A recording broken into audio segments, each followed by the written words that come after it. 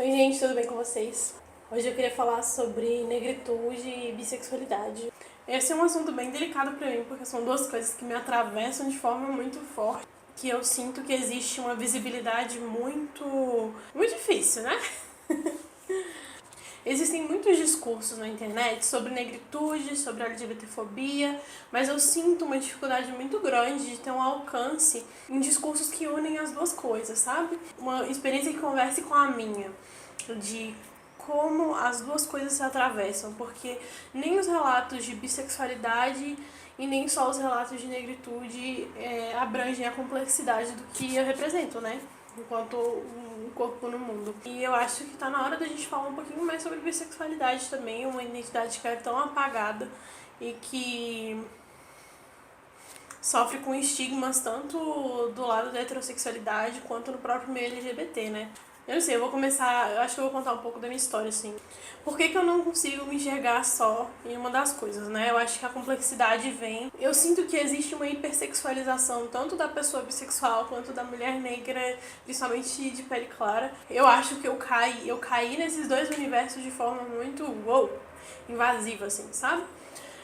Eu fui uma criança muito hipersexualizada durante minha infância e início da adolescência, porque eu desenvolvi um corpo adulto muito rápido. Eu comecei a ter seios com 9 anos de idade.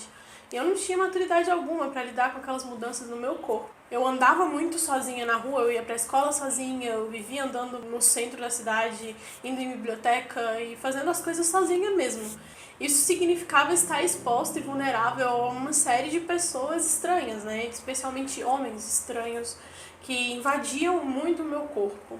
Em uma caminhada de 30 minutos eu já estava exposta a muita coisa. As pessoas me viam como um corpo de uma adolescente indo para uma fase adulta quando eu era uma criança. Eu já era alta, né? Então, quando eu estava na quarta série, achavam que eu estava na oitava, indo pro primeiro ano do ensino médio, assim. Ou então que eu era repetente, porque parecia que eu era muito mais velha do que eu era de fato. E isso me fazia passar por várias e várias cantadas na rua.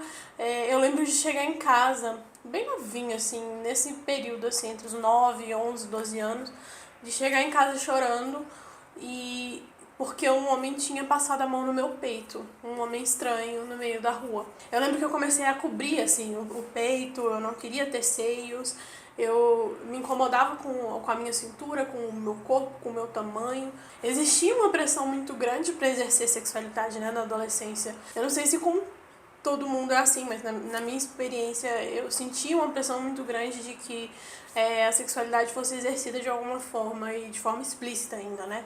E eu não me sentia nada confortável com isso, assim, tanto que eu me retraí, assim. Minha resposta à hipersexualização foi uma dessexualização de mim mesma. Isso me fez não conseguir vivenciar meu desejo e entender o que era esse desejo, né?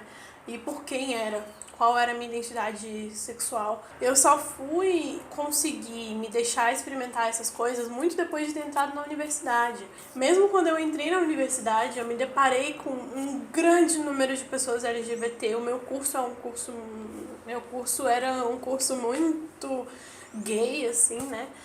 E tinha uma pressão para que todo mundo saísse do armário. Todo mundo ficava me chamando de sapatão, ficava falando que eu era lésbica. E eu me sentia... Ui, meu Deus. E eu me sentia novamente muito invadida, assim.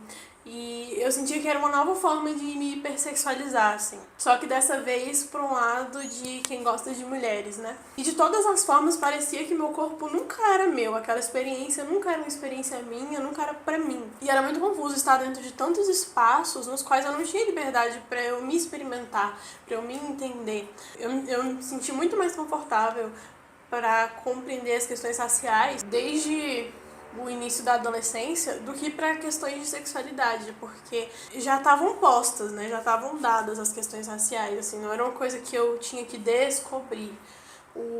Enquanto que sexualidade perpassava a uma vivência, me permitia uma vivência, né?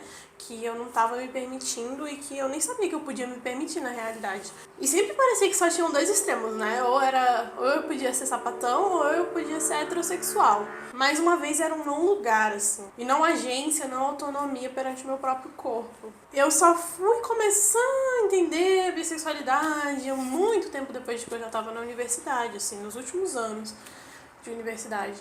Então é uma experiência bastante recente, mas eu já consigo entender muitas formas que a hipersexualização combinada do estereótipo da mulata fogosa junto com o estereótipo de bissexual depravada atuam sobre as expectativas que as pessoas têm sobre o meu corpo quando eu me declaro bissexual, assim. E é um lugar muito desconfortável, assim, porque eu sinto que existe uma expectativa de que eu vá ser uma pessoa extremamente sexual quando se trata de relacionamentos com homens, de forma muito invasiva, inclusive. Eu acho que a abordagem de homens para comigo sempre foi muito invasiva, assim, de fotos inapropriadas, chegar falando coisas que também não eram apropriadas, sem contexto, já numa expectativa de que eu fosse essa pessoa hipersexualizada. Ao passo que eu entrei dentro do meio LGBT, eu logo percebi primeiro, um certo você não faz parte, né? Porque como assim você gosta de homens também. E é sempre uma luta pra você se afirmar, porque parece que a bissexual é uma mulher que não encontrou um homem certo ainda, né? É uma mulher que a qualquer momento vai se descobrir heterossexual. Pra comunidade LGBT parece que é isso, assim. Você não é de verdade uma pessoa LGBT. E ao mesmo tempo, existe uma hipersexualização das relações com homens também por parte de mulheres lésbicas dentro da comunidade LGBT. Que a mulher bissexual é uma mulher fogosa, uma mulher que vai a qualquer custo experimentar essa sexualidade, que vai querer ter relações com várias pessoas ao mesmo tempo, né? Existe uma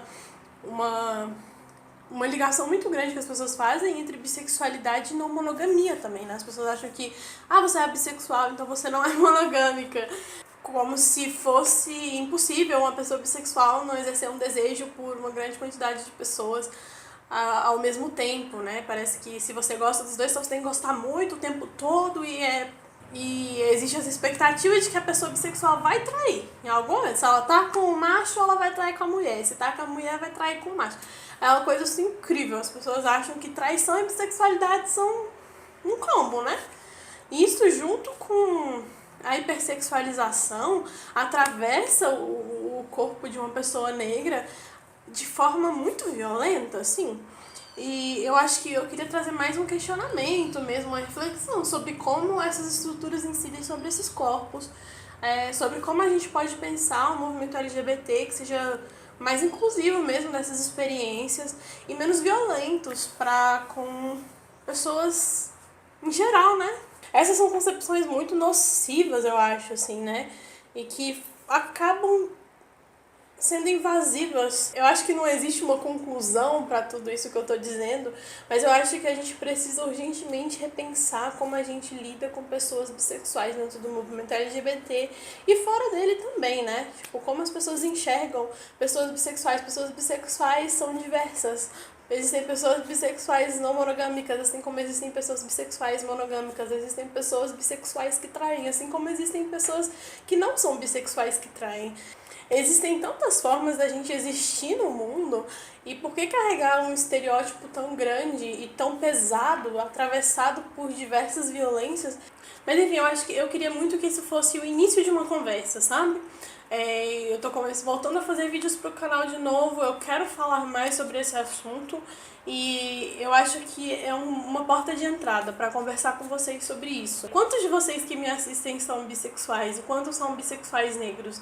Essa também é uma experiência muito minha, né? Eu não sei se eu acho que provavelmente não é assim pra todo mundo, obviamente. Eu acho que um cara negro bissexual deve experimentar essa vivência de uma forma completamente diferente.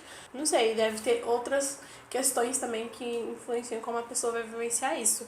Mas o que vocês acham sobre essas paradas? Como que é pra vocês ser uma pessoa bissexual e negra? E como que a hipersexualização atua sobre o seu corpo e sobre a sua vida, assim?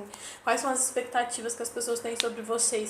Enfim, quero iniciar essa conversa. Eu espero que vocês me tragam um feedback e que a gente possa ir soltando mais conteúdo com base nas coisas que vocês forem falando comigo. Enfim, se você gostou, clique em curtir aqui embaixo, isso ajuda a gente a ganhar dinheiro. Para você não perder os próximos vídeos, clica no sininho para você receber notificação toda vez que eu lançar um vídeo novo, ok?